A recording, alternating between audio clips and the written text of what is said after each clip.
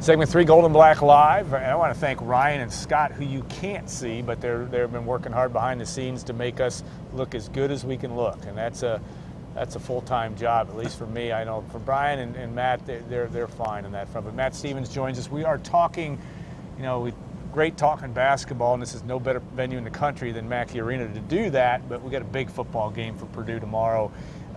One that, as the week goes on, it makes me a little more nervous. I don't know why, if I'm a Purdue fan, but maybe I'm just that way. Maybe the fact that Purdue's a 10-point favorite gets your attention a little bit. But this is a game that Purdue has to keep its attention on what it's doing well, I think, to get the job done. Yeah, I don't know the nervousness from your perspective, having done this for so many years, that maybe Purdue's not supposed to have nice things. But I do think there's a lot of confidence on the offensive side of the ball on what Purdue can accomplish this week against an Illinois defense that if they don't turn you over, they're not getting traditional stops. And so I think David Blau's playing the best that he's ever played in a Purdue uniform, which is saying something because he's been around here what seems like a couple of decades. And you're also seeing some real emphasis on those outside throws. I think the last 2 weeks after the bye week, after they struggled so much with Nebraska on those outside throws, you're seeing a Jared Sparks and Isaac Zico and a Terry Wright really focus on trying to make those contested 50-50 catches. And I think that's going to be something that they're going to have to do on Saturday, because Lovie Smith and that Tampa 2 defense that he always has run since going all the way back to when he was the Bears head coach, they put their corners on an island, and that's going to really challenge outside receivers like who I just said, and it's going to challenge David Blau to make the right decisions and not turn the football over, which Illinois has done, and they lead the Big Ten in that regard. Brian, as you look at this one tomorrow, what do you see as the must-haves for Purdue? I mean, is it as simple as you don't turn the ball over and you don't be overly penalized and you win? I mean, how do you look at it going in? Yeah, I mean, I just think that all those things that cost Purdue weeks 1, 2, 3. Yeah. You never know if they're out of your system completely. Just because they haven't been for 2 weeks, I think those are the things that Purdue always has to be hyper aware of, and has been to the point the past 2 weeks. It hasn't been an issue whatsoever. I think anytime you go on the road, against a high-pressure defense, I think you worry about turnovers. There's no reason to think, based on the last 120 minutes of football, that turnovers are something Purdue is particularly vulnerable to right now. But you never know until they happen or don't happen. And I just think that's probably the most important part of this, and the penalties. I think, Purdue seemed to turn a corner in a lot of that kind of in-between stuff after the Eastern Michigan game. It desperately needed to, but it's one of those things, too, you have to be constantly on top of to make sure that those things don't rear their ugly heads at the worst time thereafter. You never know if they're completely out of your system until they just never happen again, and Purdue's got to keep this rolling. You look at Illinois, and they are certainly a team that has not had a great pass rush. David Blau win comfortable, and I guess my question for you, Matt, has the offensive line progressed at a level, or are you seeing the last 2 to 3 weeks in a lot of ways teams without great pass rushes? Now, Boston College caused some problems, but how do you view that in terms of the chicken or the egg here? Is the offensive line starting to really solidify in your view, or is it a little bit of the competition? That's why I love covering Jeff Brom, because I get an honest answer, because I asked that exact question early this week, and he was trying to tell us, look, Nebraska's front really isn't that great. And quite honestly, Illinois' front, besides Bobby Roundtree, really isn't that great. And so I do think Nebraska's tackles, and I do think Nebraska's O-line as a whole is going to, or I'm sorry, Purdue's O-line as a whole is going to have some success. And I really think that they're going to be able to give David Blau a pocket to be able to throw from. But they also experience some, if Illinois wants to come with some blitzes, which they don't typically do, but when they want to come with a blitz, say on a third down situation, I thought 2 weeks ago David Blau did a really good job of taking off and getting some third and long scrambles for first downs and proving that, at least he's a dual threat in that regard. He's not a traditional zone read, dual threat type of quarterback, but he can beat you with his feet, and I think that's another element that defenses have to be worried about, that if that guy who spies the quarterback in a defense like that, if he misses that tackle, suddenly it's a 15, 20, 25-yard game. Yeah.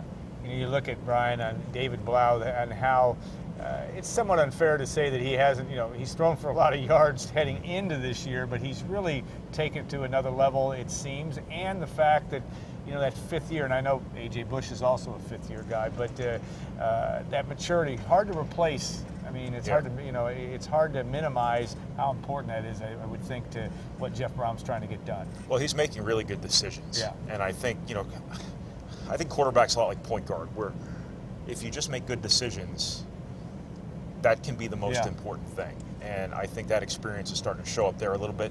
Not just that experience as a college football player, but that experience with Jeff Brom. I mean, this is a pretty intensive situation for a quarterback to play for a quarterback coach. Yeah. So I think his experience is showing in his decision making, but also I think he's always been a guy that people respond to. And I think he, at his best, raises the level of the people around him. And I think probably you're seeing maybe a little bit of that going on too. But he's playing at probably the best level Purdue quarterback has played at since Kyle Orton, Curtis Painter.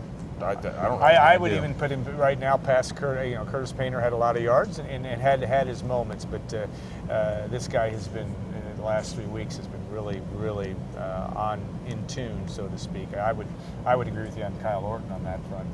That would probably be fair from that standpoint. Though that's the thing. Again, it's a fine line. Purdue's got a lot of things in front of it still. I mean, and yet you have no sense that this team would look anywhere past this week. Their focus is in the right spot. I mean, it's hard to know by the amount of access we get, but Jeff Brom seems to be pretty good at keeping that focus where it should be. I think the best thing that Purdue did after the 0-3 start was start creating 1 week seasons, and then just say, we got to get a win somehow, some way. We got to get a win, and we don't need to be looking ahead when we're already 0-3. And I don't think this team looked at the next 3 games and said, boy, if we can get to 3-3, then everything's going to be okay.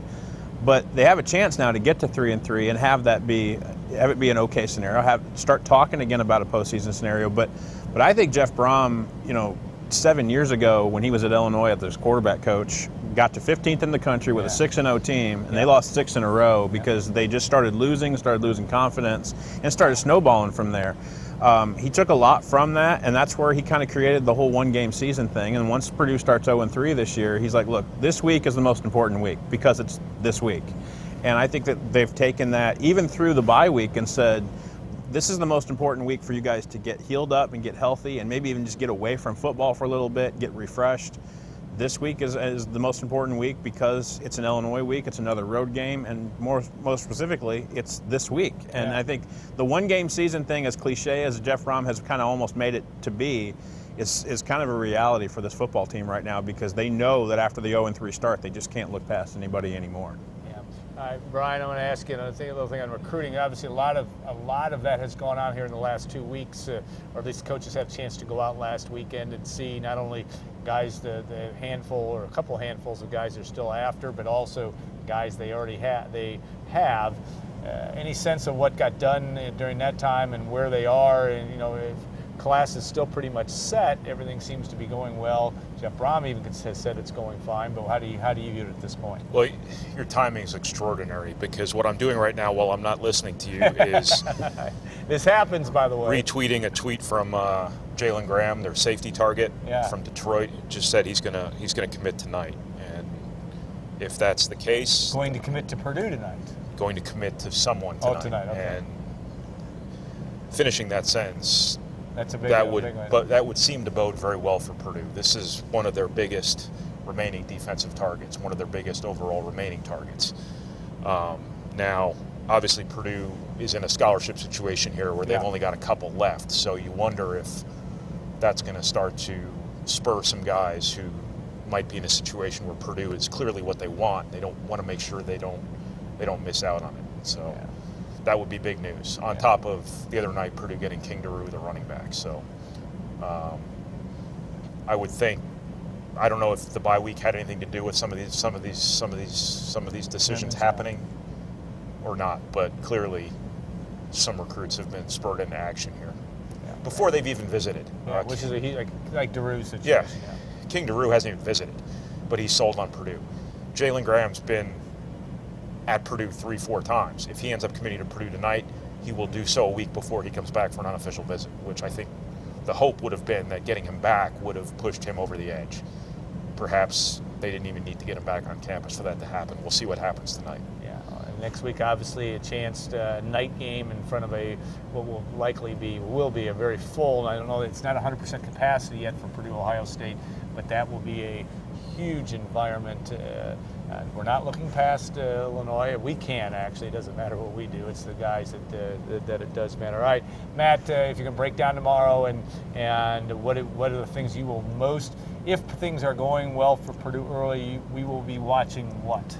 You'll be watching Illinois throw passes. And that's the one thing that I think I'm looking at is that 2 weeks ago, Al, I think that's what makes you maybe most nervous about this game is that 2 weeks ago, I think a lot of Purdue fans saw Adrian Martinez run for almost 100 yards, saw Nebraska almost run for 300 yards total. If Illinois gets to that total, then we got a ball game here. And then we've got exactly what Illinois wants to do and what their new offensive coordinator, Rod Smith, who Purdue fans saw in the Foster Farms Bowl last year. And struggled with. That's exactly what he wants to do. But if A.J. Bush is throwing passes, then Purdue's defense has done exactly what they wanted to do on first and second down, and they can continue what they've done throughout this entire season on third down, which is be one of the Big Ten's best and up in the top third of the nation in getting off the field traditionally on third down. And I think that's one of the things Nick Holt has really been proud of his group about is that even though they seemed to struggle early on in the season and trying to get a bunch of new guys and a bunch of new parts adjusted to the speed of the college game in their first starts or their first action, they've done a really good job of getting off the field on third down. And I think that if those are the two things you're seeing on defense and on offense, if Purdue is able to establish a passing attack and establish some guys that they can make quality throws to, and if Purdue can start in the red zone turning those possessions into touchdowns instead of field goals, Purdue's going to probably walk away with its second straight road win in the Big Ten. All right, final word. Anything else that you want to add to the fray now that you realize you've got work just to do? Kind of the same game plan as Boston College. Take away the run, make them throw. You probably win. Yeah. All right. Well, we'll find that out. We'll know tomorrow about 7 p.m. Eastern Time whether the Boilermakers have done it. And we will be back next week, and we will be in studio, I believe. But we are going to have some special guests. We're trying to work on the 1979 team. It's their 40-year anniversary. But it's a very special group that can relate to what Jeff Brom and company have done. Not only have they been I'm talking Mark Herman and Bart Burrell, Keena Turner, those folks that we hope to have join us, but kind of have an interesting view on where Purdue football is now, and guys have been very invested in the program. So we'll have them on the show next week, and obviously breaking down Purdue, Ohio State. Our showtime may change a little bit, but we'll keep you posted on that. I want to thank again Ryan and Scott and Gordon, all the great folks at WLFI for all their help in making this happen. And Chris Foreman also, I'd be remiss in not thanking him for the Purdue Athletic Communications and all the things he did to get us an interview today and get Coach Matt Painter here as well.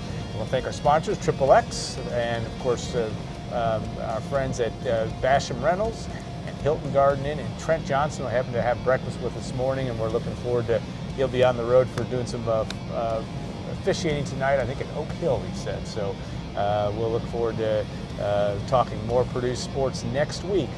And have a great week, everybody, and we'll see you next week on Gold and Black Live.